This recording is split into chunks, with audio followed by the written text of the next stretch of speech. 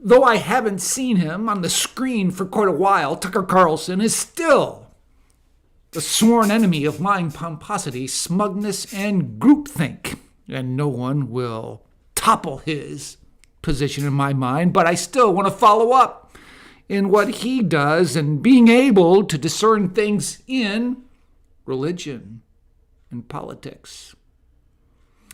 A young man looked at a notice he received from a college with his friend's name on it, with a pronoun opposite to his biological sex, wondering if it was a statement about transitioning.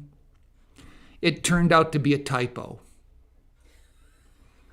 Doesn't it tell you something when transition comes to mind before a typo does? Think about that 12-year-old boy from Massachusetts who was ordered to take off his T-shirt, which said, "There are only two genders."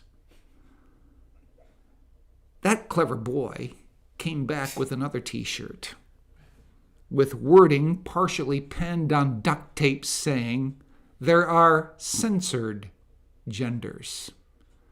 Courts just ordered that only two gender T-shirts must not be worn at the school. Have you checked out your local school board website? I'm talking about Chautauqua County and probably all over New York State as well.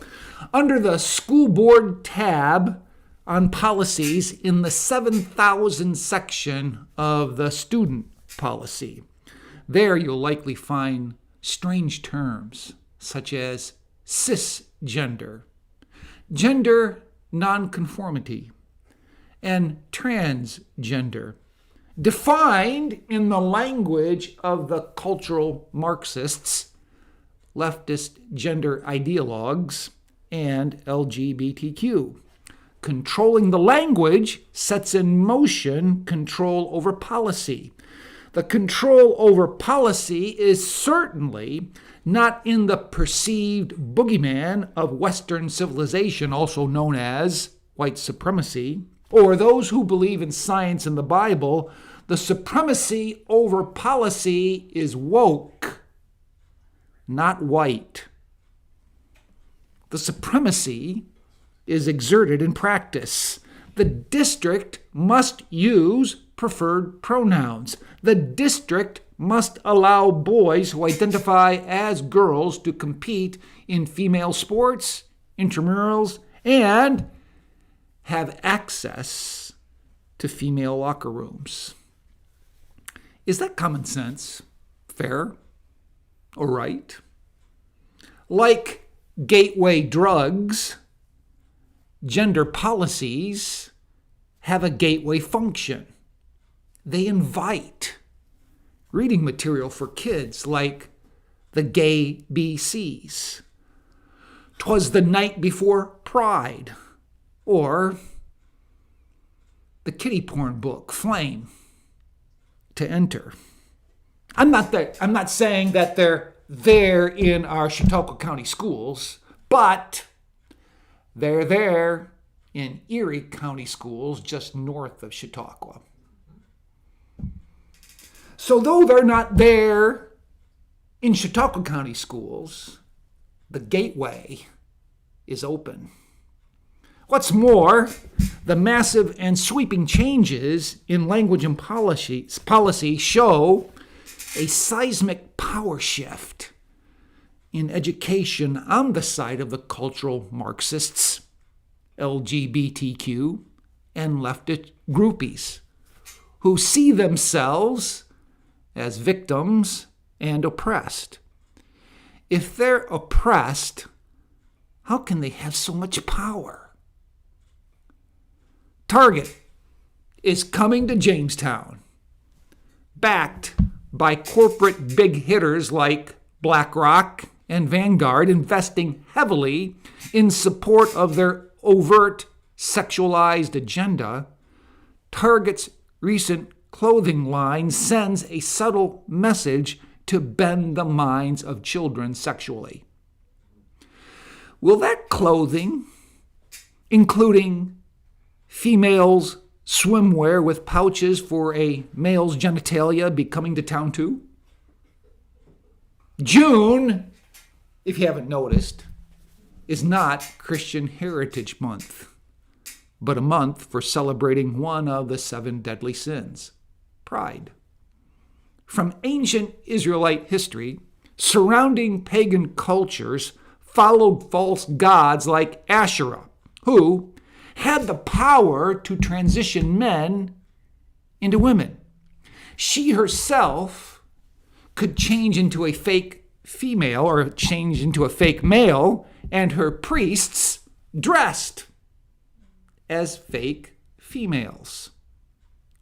Perverse, indulgent, sexualized parades and exhibitions were celebrated during the month of Tammuz.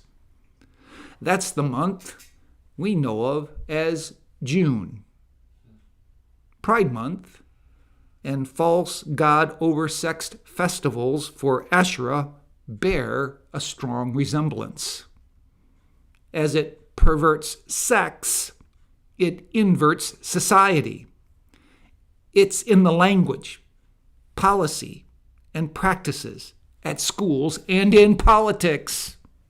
Norms, standards, and morals are being inverted. Such inversion devolves into self-destruction. History proves it.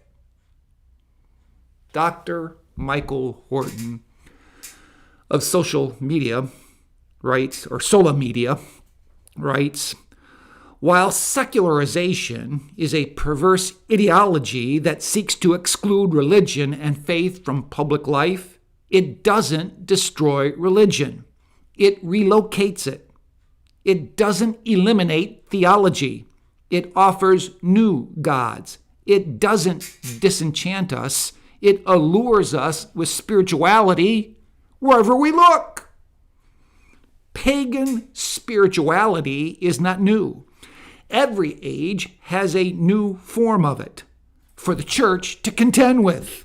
Christian commitment in a secular age should include unflinching belief in Christ as the only way of salvation and to personal faith being a gift of God. The job of the church is simply to hold out the word of life. The results are in God's hands. We've got a duty. Let's pursue it. And if God is the Lord of everything, if Jesus is the Lord of all, then we ought to pursue that in every realm and aspect of life, including culture and politics. Well, unlike Tony Kornheiser of Pardon the Interruption, I cannot promise you that'll do better the next time.